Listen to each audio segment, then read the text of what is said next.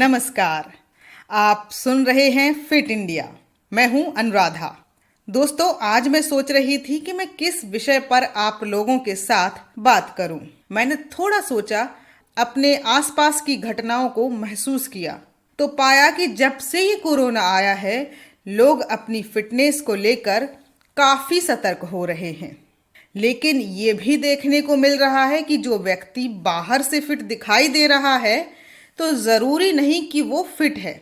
आप खुद ही देखिए, हाल ही में खबर आई थी कि सिद्धार्थ शुक्ला की कार्डियक अरेस्ट से मौत हो गई, जबकि वे अपनी फिटनेस का काफी गंभीरता से ख्याल रखते थे, हट्टे कट्टे दिखते थे। सडन कार्डियक अरेस्ट आज के समय में किसी भी उम्र के लोगों को अपना शिकार बना लेता है। वर्तमान समय में ये लोगों की मौत का सबसे बड़ा कारण बनकर उभरा है। यहाँ तक कि जिन लोगों को पहले से कोई दिल की बीमारी या परेशानी भी नहीं है, वो भी इस बीमारी की चपेट में आ जाते हैं। यह एक गंभीर स्थिति होती है जिसमें दिल अचानक से धड़कना बंद कर देता है। कार्डियक अरेस्ट में दिल की धड़कन अनियमित हो जाती है। ऐसी स्थिति को कार्डियक अस्थमा कहते हैं। दुनिया भर में हर साल प्रति 1000 व्यक्तियों में एक की मौत इस बीमारी से हो जाती है। हालांकि इससे ग्रस्त लोगों के लिए हर समय कीमती है। ऐसे में लक्षणों को ध्यान में रखते हुए पहचाना जा सकता है।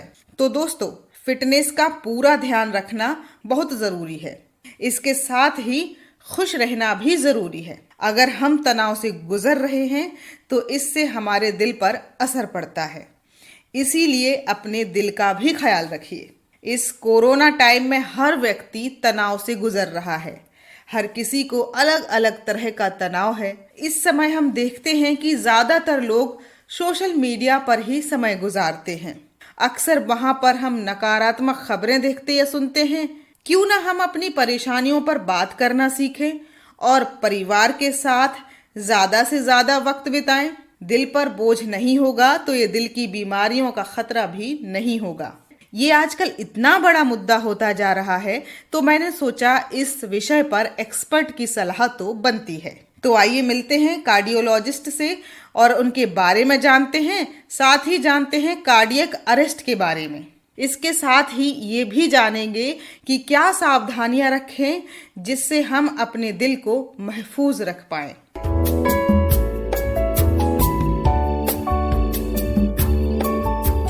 नमस्कार मैम, सबसे पहले तो आप अपना परिचय दे दें। मैं डॉक्टर दिव्या सक्सेना। मैं एक फिजिशियन हूँ और डायबिटोलॉजिस्ट की तरह यहाँ सोनीपत हरियाणा में सक्सेना मल्टी स्पेशलिटी हॉस्पिटल में कार्यरत हूँ और पिछले 25 सालों से लगभग मैं प्रैक्टिस में हूँ। शुक्रिया मैम अपना तारुफ कराने के लिए। मैम, आज जिस समय में हम जी रहे हैं, लोगों को एक अनिश्चितता का डर है। वर्क फ्रॉम होम का चलन काफी बढ़ रहा है। इसमें कई तरह की बीमारियां लोगों में, नई नई बीमारियां पनप रही हैं। नई एज में लोग बीमार हो रहे हैं। जैसे बहुत कुछ आज सुनने को आता है, कार्डियक अरेस्ट, ये बीमारी बहुत सुनने को आ रही है और पता नहीं चलता एक फिट व्यक्ति कब उसकी डेथ का कारण बन जाता है। तो सबसे पहले हमें ये बताएं कि ये कार्डियक अरेस्ट क्या होता है। कार्डियक अरेस्ट मतलब हार्ट का रुक जाना, हृदय गति का रुक जाना अचानक। अब उसके कारण बहुत सारे हो सकते हैं।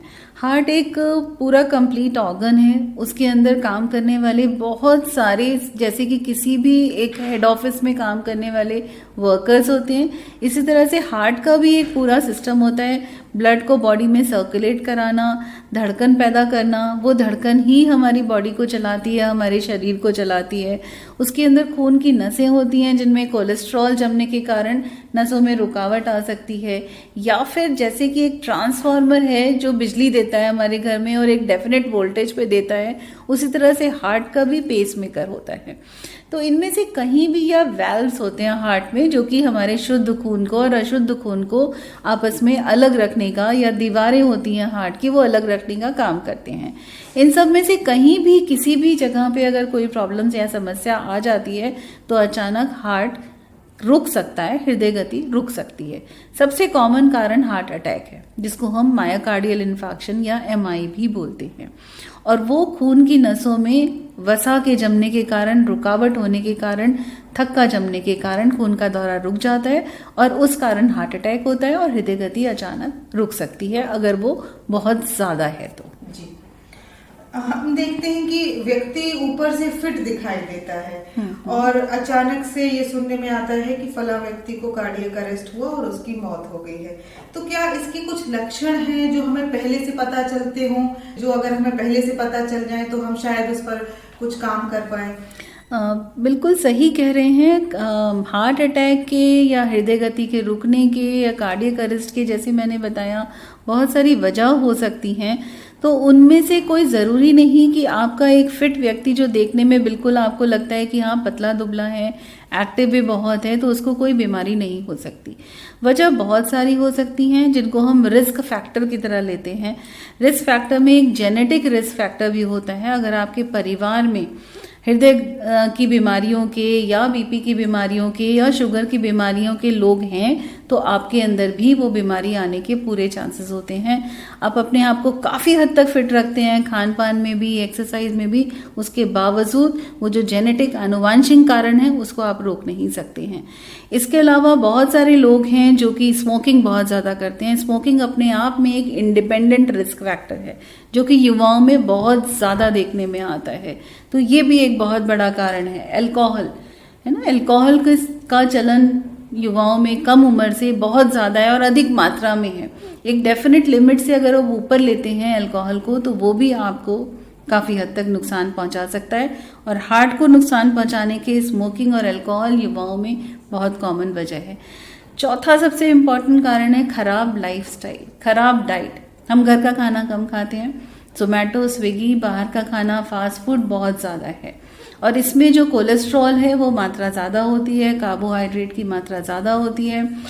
आप खाते ज़्यादा हैं, वर्क फ्रॉम होम हो गया है, चलना कम होता है। स्पोर्ट्स एक्टिविटी भी जो पहले के ज़माने में आउटडोर गेम्स थे वो बंद हो गए, अब इंडोर गेम्स हैं। एक्सबॉक्स, मोबाइल है ना, पबजी, ये गेम्स बैठे बैठे आप लोग खेलते हैं तो एक्टिविटीज़ बिल्कुल भी नहीं है। प्लस आधुनिक मशीनें। तो लाइफस्टाइल खराब होना, अल्कोहल बहुत ज़्यादा सेवन करना, स्मोकिंग बहुत ज़्यादा करना, स्ट्रेस बहुत ज़्यादा है लोगों को, हर तरीके का। वर्क का स्ट्रेस है, बच्चों को पढ़ाई का स्ट्रेस है, कोविड का स्ट्रेस 2 साल से ज़्यादा है ही हम सब के ऊपर, बहुत सारी तरह का। बीमारी का डर एक अपने आप में बहुत बड़ा है, मौत का डर एक बहुत बड़ा है। प्लस हर फैमिली में कहीं ना कहीं किसी ना किसी की या तो मृत्यु हुई है या सीरियस है या कोई एडमिट है। तो ये कॉन्टिन्यूस स्ट्रेस में हम 2 साल से जी रहे हैं। तो इसका बहुत बड़ा रोल है, हमारी हर चीज़ पे असर करता है, तो हार्ट पे भी करता है। जी, मैम ये बताएं कि किस उम्र के लोगों में ये कार्डियक अरेस्ट ज़्यादा देखने को मिलता है? देखिए, उम्र एक कोई क्राइटेरिया नहीं है, लेकिन जैसे जैसे मैंने आपको अभी रिस्क फैक्टर बहुत सारे बताए, अगर ये रिस्क फैक्टर अर्ली एज में भी है, कम एज में भी है, स्मोकिंग, अल्कोहल, जेनेटिक, तो किसी भी उम्र में हो सकता है। तो ऐसा नहीं है कि कोई खास उम्र है इस पर्टिकुलर बीमारी के लिए, लेकिन हाँ, एल्डरली जो वयस्क लोग हैं उनमें ज़्यादा होता था, लेकिन अब खराब लाइफस्टाइल और कुछ और चीज़ों की वजह से यंग उम्र में भी देखने में आ रही हैं ये चीज़ें। मैम, हम ऐसा क्या कर सकते हैं कि हम इस कार्डियक अरेस्ट से बच पाएं, यानी कुछ सावधानियां हम पहले ही रख सकते हैं? बिल्कुल।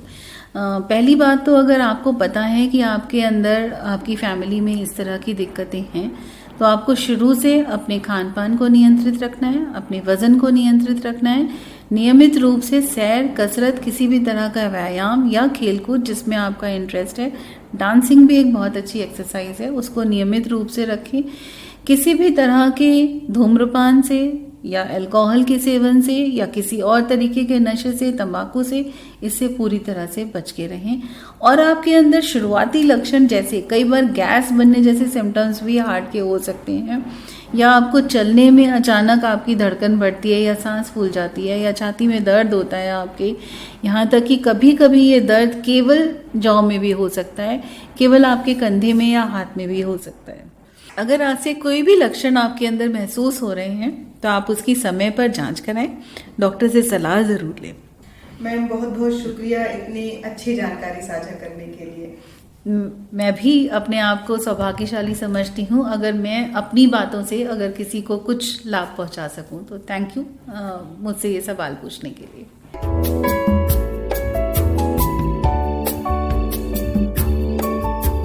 तो दोस्तों, डॉक्टर दिव्या ने हमें बताया कि अगर हमारे घर में किसी को दिल से जुड़ी कोई बीमारी है तो हमें समय समय पर चेकअप करवाते रहना चाहिए। साथ ही अच्छा खाना और रेगुलर एक्सरसाइज करना बहुत ज़रूरी है। वैसे एक्सरसाइज तो हर व्यक्ति को करना चाहिए क्योंकि ये सभी के लिए लाभकारी है। तो दोस्तों, फिट इंडिया में आज के लिए बस इतना ही। फिर मुलाकात होगी फिट इंडिया के नए एपिसोड में नई जानकारी के साथ। तब तक के लिए नमस्कार।